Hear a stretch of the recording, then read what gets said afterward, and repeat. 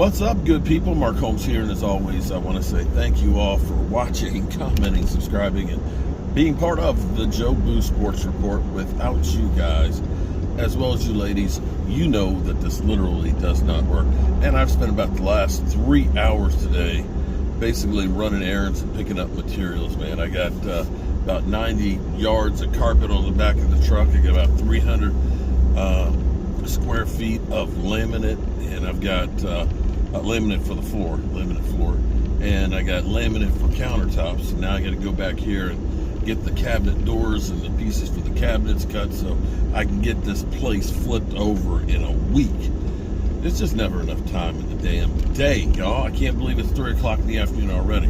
But here with a little bit of an update, couple of things here. I want to talk about Jeff Saturday becoming the head coach of the Indianapolis Colts, and what player I would love to see become a head coach.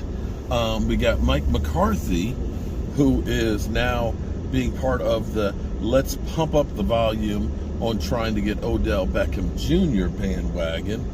And we got Zeke Elliott. Why is this truck sitting here in the middle of the... look, what the hell? This flatbed truck is like literally taking up a lane and a half. We got Zeke Elliott, who is saying that his knee is better, that the swelling is down and it's not quite as painful as it was, but he's not sure when he's going to practice. When and if he practices, though, he will be wearing a brace. So there's that. He will be wearing a brace, definitely, in practice, which is not a surprise, quite frankly. When you think about the hyperextension and stuff, I was surprised that he didn't wear a brace last year with the PCL. But be that as it may, we've got Mike McCarthy. Mike McCarthy, who is now talking and speaking about Odell Beckham Jr. Here's where it gets to be interesting, because it seems like we've got the welcome wagon is being put out for Odell to try and convince him that the Cowboys are the place to be. We heard, about a week or so ago, Jerry Jones basically saying that he's always admired, Odell Beckham Jr. He's had, the one of the greatest catches I've ever seen. That one, and of course, that one that Des Bryant had against the Packers are the best two catches that he's ever seen. Be that as it may, we've heard Michael Irvin say that he knows for a fact that Odell would like to play for the Cowboys. I'm hoping that that's actually true, and that we're not just being pimped out like we usually are, to try and get more publicity and get a better deal from others. I hope that's not the case. Now we got Mike McCarthy, who's saying that he's always admired Odell Beckham Jr., hearing from friends, other people who have worked with him, and loves his skill set and so forth, and basically would love to bring him into the fold with the Dallas Cowboys. So the love fest is truly on for Odell right now. I guess we'll hear from the wide receiver coach next, and the Dallas Cowboys cafeteria, how much they would love to cook and make up a Odell Beckham Jr. special and so on, because they definitely are trying to make a move for Odell. You don't get this much ass kissing unless you are trying to actually bring him in. So I have to believe that they are trying to get Odell to become a Dallas Cowboy. Another interesting little piece, tidbit that we got here that I think is kind of cool, is with Jeff Saturday becoming the head coach, interim head coach for the Green Bay Packers, for the Indianapolis Colts. What player would you like to see become a head coach? Okay. No, you got it. I'm going to say I would love to actually see Charles Haley become a head coach. One, he's actually already worked with players. He's worked with Micah Parsons, he worked with D-Ware and players and stuff. But hold on for a second. So it would be Charles Haley for me. And I tell you why. Charles, and here's the thing about head coach. Head coach is not a hands-on teacher per se. And herein lies the problem for why you have some guys that are great coordinators, but they're terrible head coaches. Dan Quinn, to me, is an incredible coordinator. He is best when he's working with the players, hands-on, one-on-one. He'll be a candidate, I'm sure, on a lot of short lists next year. He can basically pick and choose where he wants to go if he decides that's what he wants to do. A head coach is more of the CEO.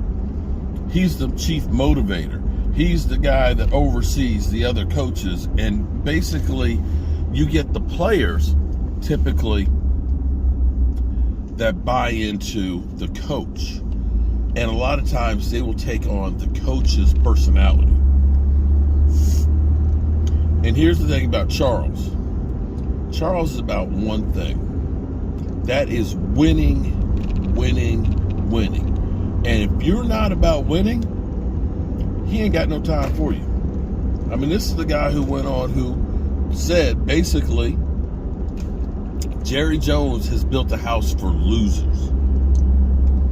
Charles Haley's mentality is to hurt somebody. And if you can get a team, and also too, if you ain't about winning and doing your job, kind of like Taco Charlton, he gonna tell you about it. He ain't gonna sugarcoat it.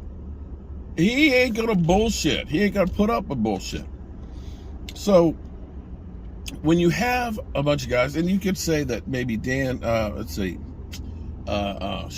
coach for the Lions, Dan Campbell, he is kind of that guild too.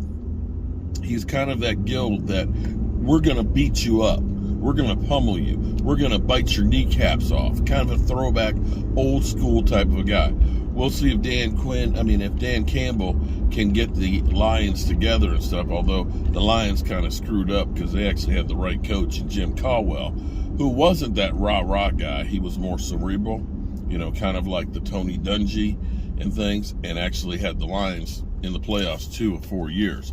But unfortunately was not able to keep his job and has not gotten another job since. But be that as it may, I'd like to know who your guy would be that you would like to see as a head coach. Definitely Charles Haley. So, the week, Sunday evening football, Green Bay Packers, Dallas Cowboys. I talked briefly with my buddy Roz, and he's basically saying the only way that Green Bay has a chance is if they can play like the Dallas Cowboys defense plays for that game. That's his whole thing.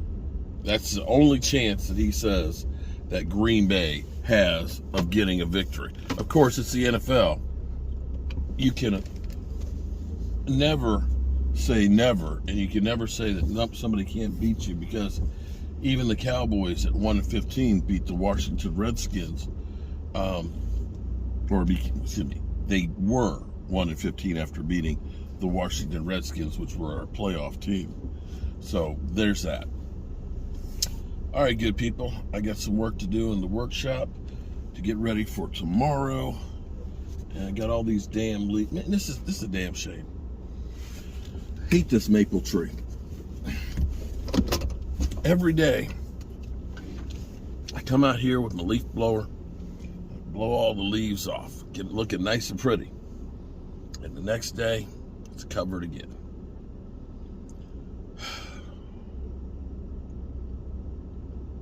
Yeah. All right. Peace out.